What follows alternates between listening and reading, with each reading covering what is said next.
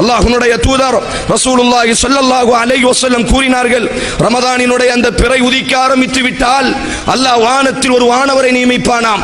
அழைக்கக்கூடிய வானவராக அவர் இருப்பாராம். மனித சமூகத்தை நோக்கி அழைப்பாராம்.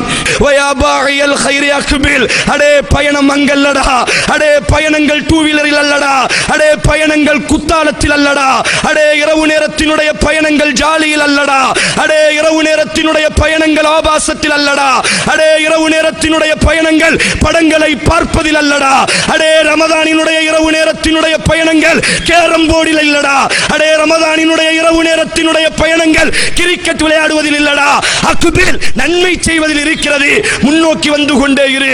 வயா பாஇயஷ் ஷர், தீமை செய்யக்கூடியவனே, அசிங்கத்தை பார்க்கக்கூடியவனே, ஆபாசத்தை ரசிக்கக்கூடியவனே, சாங்குகளை கேட்கக்கூடியவனே, ரமதானினுடைய இரவு நேரத்திலும் டூ வீலரில் பெட்ரோலை போட்டுக்கொண்டு குத்தாலத்தை நோக்கி பறக்கக்கூடியவனே, அக்ஸர், இந்த மாதமாவது சுருக்கிக்கொள், இந்த மாதமாவது நீ தவறு செய்யாதே, இந்த மாதமாவது உன்னுடைய தவறை நிப்பாட்டிக்கொள் என்பதாக ஒரு வானவர் அறைக்குகிறார் என்று சொன்னால் எங்கே இன்றைக்கு அந்த கூட்டம்?